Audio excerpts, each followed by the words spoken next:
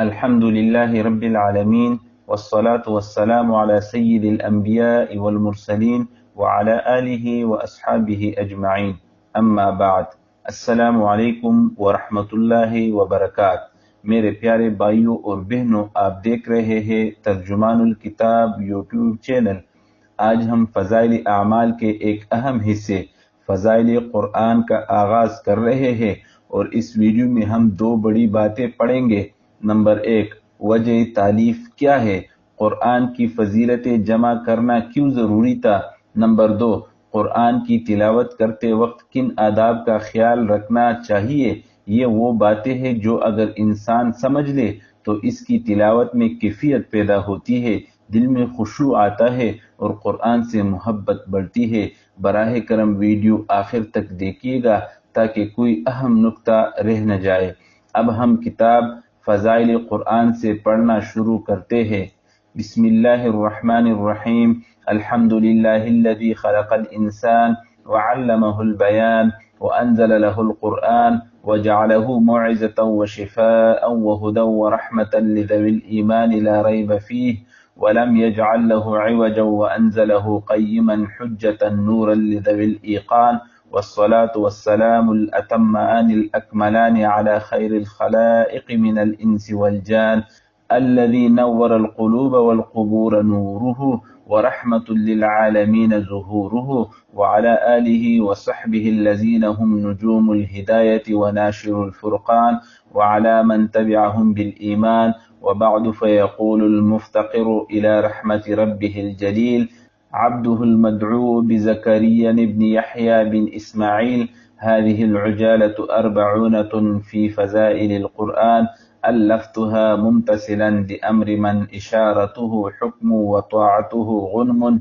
تمام تعریفیں اس پاک ذات کے لیے ہے جس نے انسان کو پیدا کیا اور اس کو وضاحت سکھائی، اور اس کے لیے وہ قرآن پاک نازل فرمایا جس کو نصیحت اور شفا اور ہدایت اور رحمت ایمان والوں کے لیے بنایا، جس میں نہ کوئی شک ہے اور نہ کسی قسم کی کجی، بلکہ وہ بالکل مستقیم ہے اور حجت و نور ہے یقین والوں کے لیے۔ اور کامل و مکمل درود و سلام اس بہترین خلائق پر ہو جیو جس کے نور نے زندگی میں دلوں کو اور مرنے کے بعد قبروں کو منور فرما دیا، اور جس کا ظہور تمام عالم کے لیے رحمت ہے، اور آپ صلی اللہ علیہ وسلم کی اولاد اور اصحاب رضی اللہ عنہم پر جو ہدایت کے ستارے ہیں، اور کلام پاک کے پھیلانے والے، نیز ان مومنین پر بھی جو ایمان کے ساتھ ان کے پیچھے لگنے والے ہیں۔ حمد و صلات کے بعد اللہ کی رحمت کا محتاج بندہ زکریا بن یحییٰ بن اسماعیل عرض کرتا ہے کہ یہ جلدی میں لکھے ہوئے چند اوراق فضائل قرآن میں ایک چہل حدیث ہے جس کو میں نے ایسے حضرات کے امتثال حکم میں جمع کیا ہے جن کا اشارہ بھی حکم ہے اور ان کی اطاعت ہر طرح مغتنم ہے۔ حق سبحانہ و تقدس کے ان انعامات خاصہ میں سے جو مدرسہ عالیہ مظاہر علوم سہارنپور کے ساتھ ہمیشہ مخصوص رہے، مدرسہ کا سالانہ جلسہ ہے جو ہر سال مدرسہ کے اجمالی حالات سنانے کے لیے منعقد ہوتا ہے۔ مدرسے کے اس جلسے میں مقررین، واعظین اور مشاہیر اہل ہند کے جمع کرنے کا اس قدر اہتمام نہیں کیا جاتا جتنا کہ اللہ والے، قلوب والے، گمنامی میں رہنے والے مشائخ کے اجتماع کی سعی کی جاتی ہے۔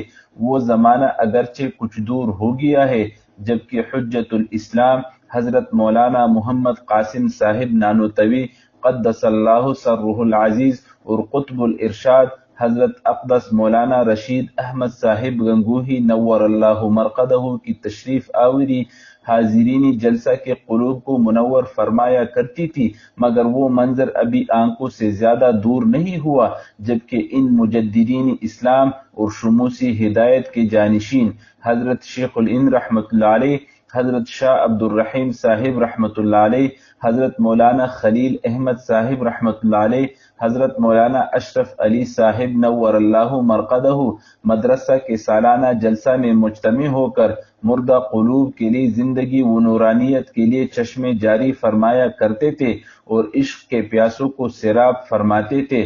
دور حاضر میں مدرسے کا جلسہ ان بدوری ہدایت سے بھی گو محروم ہو گیا مگر ان کے سچے جانشین حضار جلسہ کو اب بھی اپنے فیوز و برکات سے مالا مال فرماتے ہیں۔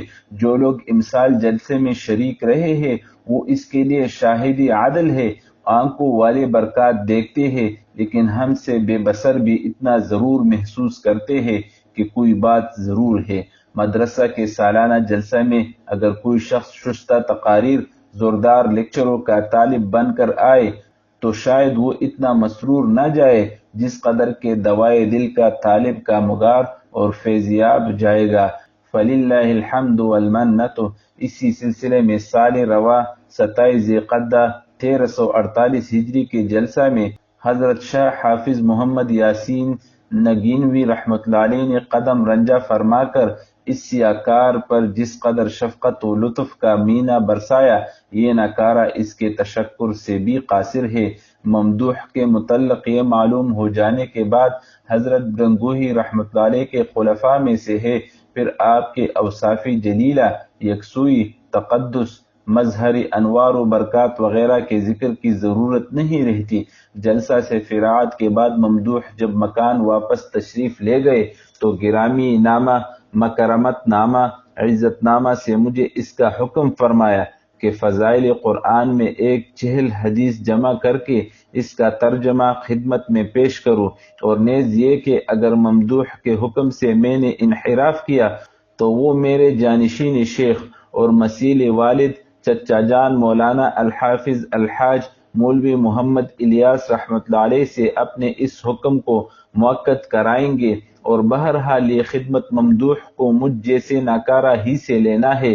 یہ افتخار نامہ اتفاقاً ایسی حالت میں پہنچا کہ میں سفر میں تھا اور میرے چچا جان یہاں تشریف فرماتے۔ انہوں نے میری واپسی پر یہ گرامی نامہ اپنی تاکیدی حکم کے ساتھ میرے حوالے فرمایا کہ جس کے بعد نہ مجھے کسی معذرت کی گنجائش رہی اور نہ اپنے عدم اہلیت کے پیش کرنے کا موقع رہا۔ میرے لیے شرح موطا امام مالک رحمۃ اللہ علیہ کی مشغولیت بھی ایک قوی عذر تھا، مگر ارشادات عالیہ کی اہمیت کی وجہ سے اس کو چند روز کے لیے ملتوی کر کے ماحضر خدمات عالیہ میں پیش کرتا ہوں، اور ان لغزشوں سے جن کا وجود میری نااہلیت کے لیے لازم ہے معافی کا خواستگار ہوں۔ اس جماعت کے ساتھ حشر ہونے کی امید میں، جن کے بارے میں حضور صلی اللہ علیہ وسلم کا ارشاد ہے کہ جو شخص میری امت کے لیے ان کے دینی امور میں 40 حدیثیں محفوظ کرے گا، حق تعالی شانہ اس کو قیامت میں عالم اٹھائے گا اور میں اس کے لیے سفارشی اور گواہ بنوں گا۔ القمی رحمۃ اللہ علیہ کہتے ہیں کہ محفوظ کرنا شے کی منضبط کرنے اور ضائع ہونے سے حفاظت کا نام ہے، چاہے بغیر لکھے بر زبان یاد کر لے یا لکھ کر محفوظ کر لے، اگرچہ یاد نہ ہو، پس اگر کوئی شخص کتاب میں لکھ کر دوسروں تک پہنچا دے وہ بھی حدیث کی بشارت میں داخل ہوگا۔ مناوی رحمۃ اللہ علیہ کہتے ہیں میری امت پر محفوظ کر لینے سے مراد ان کی طرف نقل کرنا ہے، سند کے حوالے کے ساتھ، اور بعض نے کہا ہے کہ مسلمانوں تک پہنچانا ہے، اگرچہ وہ بر زبان یاد نہ ہو نہ ان کے معنی معلوم ہو۔ اسی طرح 40 حدیثیں بھی عام ہے کہ سب صحیح ہو یا حسن یا معمولی درجے کی ضعیف، جن پر فضائل میں عمل جائز ہو۔ اللہ اکبر! اسلام میں بھی کیا کیا سہولتیں ہیں، اور تعجب کی بات ہے کہ علماء نے بھی کس قدر باریکیاں نکالی ہے۔ حق تعالی شانہ کمالی اسلام مجھے بھی نصیب فرماوے اور تمہیں بھی۔ اس جگہ ایک ضروری امر پر متنبہ کرنا بھی لابدی ہے، وہ یہ کہ میں نے احادیث کا حوالہ دینے میں مشکات، تنقیح الروات، مرقات اور احیاء العلوم کی شرح اور منذری رحمۃ اللہ علیہ کی ترغیب پر اعتماد کیا ہے اور کثرت سے ان سے لیا ہے، اس لیے ان کے حوالے کی ضرورت نہیں سمجھی۔ البتہ ان کے علاوہ کہیں سے لیا ہے تو اس کا حوالہ نقل کر دیا۔ نیز قاری کے لیے تلاوت کے وقت اس کے آداب کی رعایت بھی ضروری ہے۔ مقصود سے قبل مناسب معلوم ہوتا ہے کہ کلام مجید پڑھنے کے لیے کچھ آداب بھی لکھ دیے جائے کہ بے ادب محروم گشت از فضل رب۔ مختصر طور پر ادب کا خلاصہ یہ ہے، کلام اللہ شریف معبود کا کلام ہے، محبوب و مطلوب کے فرمودہ الفاظ ہے، جن لوگوں کو محبت سے کچھ واسطہ پڑا ہے وہ جانتے ہیں کہ معشوق کے خط کی، محبوب کی تقریر و تحریر کی کسی دل کوئے ہوئے کے ہاں کیا وقت ہوتی ہے۔ اس کے ساتھ جو شیفتگی و فریفتگی کا معاملہ ہوتا ہے اور ہونا چاہیے، وہ قواعد و ضوابط سے بالا تر ہے۔ محبت تجھ کو آداب محبت خود سکھا دے گی۔ اس وقت اگر جمالی حقیقی اور انعاماتی غیر متناہی کا تصور ہو تو محبت موجزن ہوگی۔ اس کے ساتھ ہی وہ احکم الحاکمین کا کلام ہے، سلطان السلاطین کا فرمان ہے، اس سطوت و جبروت والے بادشاہ کا قانون ہے کہ جس کی ہمسری نہ کسی بڑے سے ہوئی اور نہ ہو سکتی ہے۔ جن لوگوں کو سلاطین کے دربار سے کچھ واسطہ پڑ چکا ہے وہ تجربہ سے، اور جن کو سابقہ نہیں پڑا ہوا وہ اندازہ کر سکتے ہیں کہ سلطانی فرمان کی ہیبت قلوب پر کیا ہو سکتی ہے۔ کلام الہی محبوب و حاکم کا کلام ہے، اس لیے دونوں آداب کا مجموعہ اس کے ساتھ برتنا ضروری ہے۔ حضرت عکرمہ رحمۃ اللہ علیہ جب کلام پاک پڑھنے کے لیے کولا کرتے تھے تو بے ہوش ہو کر گر جاتے تھے اور زبان پر جاری ہو جاتا تھا، ھذا کلام ربی، ھذا کلام ربی، یہ میرے رب کا کلام ہے، یہ میرے رب کا کلام ہے۔ یہ ان آداب کا اجمال ہے اور ان تفصیلات کا اختصار ہے جو مشائخ رحمۃ اللہ علیہم نے آداب تلاوت میں لکھے ہیں، جن کی کسی قدر توضیح بھی ناظرین کی خدمت میں پیش کرتا ہوں، جن کا خلاصہ صرف یہ ہے کہ بندہ نوکر بن کر نہیں، چاکر بن کر نہیں، بلکہ بندہ بن کر آقا و مالک، محسن و منعم کا کلام پڑھے۔ صوفیاء نے لکھا ہے کہ جو شخص اپنے کو قرت کے آداب سے قاصر سمجھتا رہے گا وہ قرب کے مراتب میں ترقی کرتا رہے گا، اور جو اپنے کو رضا و عجب کی نگاہ سے دیکھے گا وہ ترقی سے دور ہوگا۔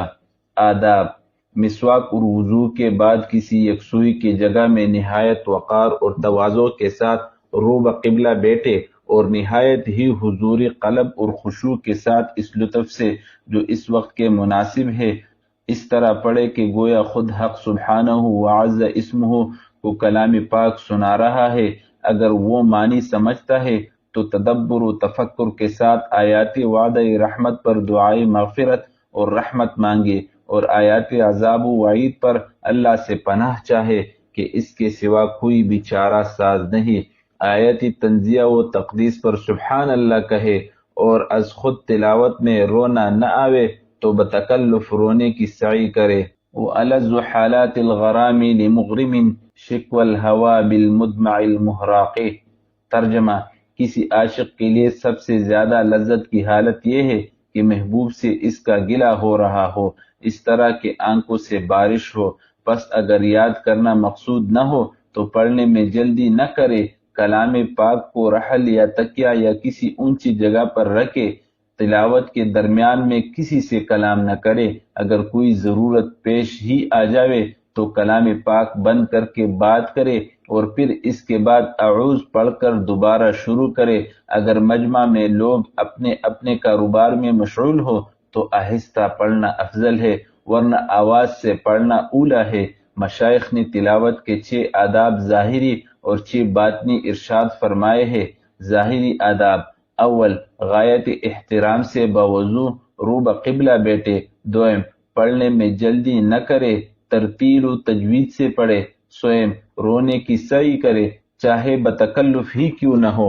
چہارم، آیات رحمت و آیات عذاب کا حق ادا کرے جیسے کہ پہلے گزر چکا۔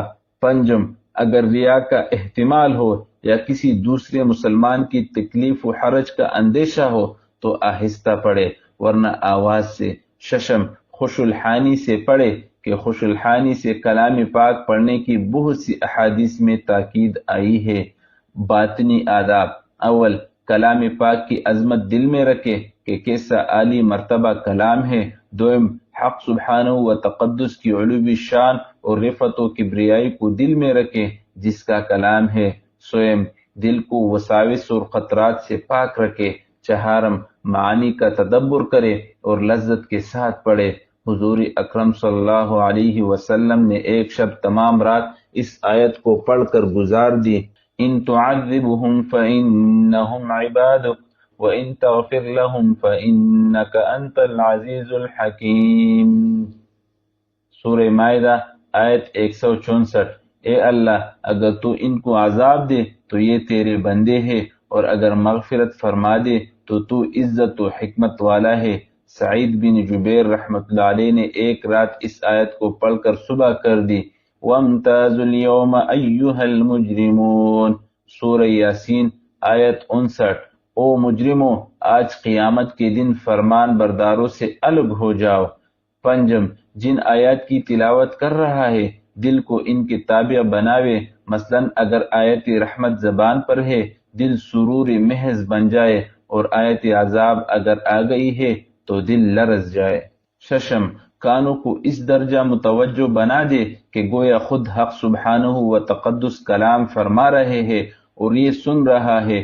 حق تعالی شانہ محض اپنے لطف و کرم سے مجھے بھی ان آداب کے ساتھ پڑھنے کی توفیق عطا فرمائے اور تمہیں بھی۔ مسئلہ، اتنے قرآن شریف کا حفظ کرنا جس سے نماز ادا ہو جائے ہر شخص پر فرض ہے، اور تمام کلام پاک کا حفظ کرنا فرض کفایہ ہے۔ اگر کوئی بھی العیاذ باللہ حافظ نہ رہے تو تمام مسلمان گناہگار ہے۔ بلکہ زرکشی رحمۃ اللہ علیہ سے ملا علی قاری رحمۃ اللہ علیہ نے نقل کیا ہے کہ جس شہر یا گاؤں میں کوئی قرآن پاک پڑھنے والا نہ ہو تو سب گناہگار ہے۔ اس زمانے ضلالت و جہالت میں جہاں ہم مسلمانوں میں اور بہت سی دینی امور میں گمراہی پھیل رہی ہے، وہاں ایک عام آواز یہ بھی ہے کہ قرآن شریف کے حفظ کرنے کو فضول سمجھا جا رہا ہے، اس کے الفاظ رٹنے کو حماقت بتلایا جاتا ہے، اس کے الفاظ یاد کرنے کو دماغ سوزی اور تضیع اوقات کہا جاتا ہے۔ اگر ہماری بددینی کی یہی ایک وبا ہوتی تو اس پر کچھ تفصیل سے لکھا جاتا، مگر یہاں ہر ادا مرض ہے اور ہر خیال باطل ہی کی طرف کھینچتا ہے، اس لیے کس کس چیز کو روئے اور کس کس کا شکوہ کیجیے۔ فَإِلَى اللَّهِ الْمُشْتَكَى وَاللَّهُ الْمُسْتَعَانُ۔ الحمدللہ، آج کے سبق میں ہم نے فضائل قرآن کریم کی سبب تالیف اور آداب تلاوت کو سمجھا۔ اللہ تعالی ہمیں قرآن سے سچی محبت عطا فرمائے، ہماری زبان کو تلاوت کا ذوق دے اور ہمارے دلوں کو قرآن کے نور سے آباد کرے، آمین یا رب العالمین۔ آج کا سوال، آپ زیادہ تر قرآن کی تلاوت کس وقت کرتے ہیں؟ صبح، رات یا موقع ملنے پر؟